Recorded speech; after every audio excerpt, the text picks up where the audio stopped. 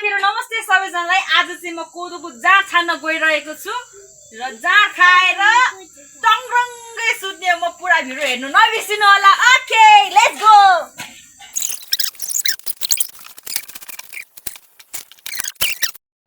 ल गाइस, जाँड चाहिँ रेडी भइसकेको छ। अब म छान्न गइरहेको छु हैन। यो चाहिँ निकुर कोदो र आलुको जाँड हो। ठ्याक्कै 5 महिना भइसक्यो जाँड पकाएको हैन।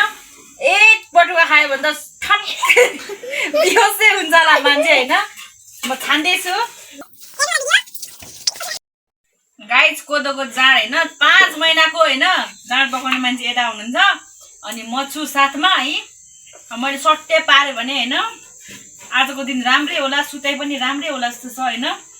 टाङ्गे खाने, डाङरङ्गे मोटाउने, डाङरङ्गे सुत्ने है। लो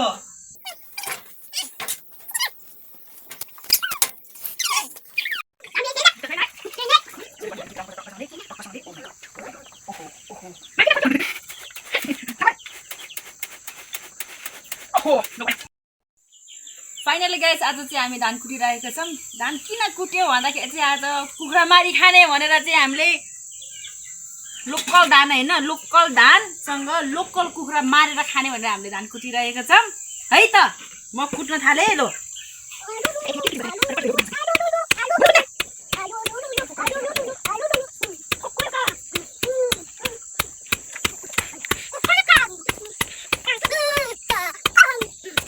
हेलो एभ्रिवान गाइज, नमस्ते सबैजनालाई। यो चाहिँ हाम्रो अलैँची, यसपालि रोपेको अलैँची। यो चाहिँ दाइहरूले यसपालि रोपेको अलैँची यस्तो भयो। अनि पोहोर रोपेको अलैँची चाहिँ यता यता यता यता छन्।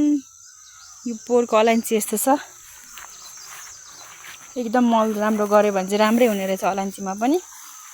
दुःख नगरिकन सुख हुँदैन हैन। यो चाहिँ पोहोरको अलैँची यस्तो राम्रो भइरहेछ, यस्तो राम्रो उम्रेको छ कि। दाइ चाहिँ पर हुनुहुन्छ घाँस काट्दै हैन। यिनीहरू पनि स्याहार्नुपर्छ नि त राम्रोसँग। यहाँनिर मल लाएर गोडेर सफा गरेर घाँस काटेर राम्रो बनायो भने चाहिँ यस्तो राम्रो अलैँची नि। अबको 2 वर्षपछि त टन्नै फल्ला जस्तो छ अलैँची।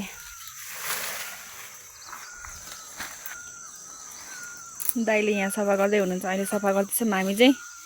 एकदम राम्रो छ अलैँची हैन। यो सबै यहाँदेखि तल तल तल पोहोरको अलैँचीहरू हाम्रो सबै राम्रै छ आजसम्म चाहिँ। यहाँदेखि परदेखि लिएर यहाँदेखि माथि माथिदेखि घरदेखि माथिसम्म छ। आजभन्दा 1 वर्ष अगाडि रोपेको अलैँची चाहिँ चट्टसँगले घाँस काटिरहेका छौँ हामी मिलेर। अब म पनि घाँस काट्न लागेको। एकदम मिहिनेत गर्नुपर्छ अलैँचीको लागि चाहिँ हैन। एकदम हैन सफा गरिराख्नुपर्छ। मलजल गऱ्यो भने राम्रो हुँदो रहेछ।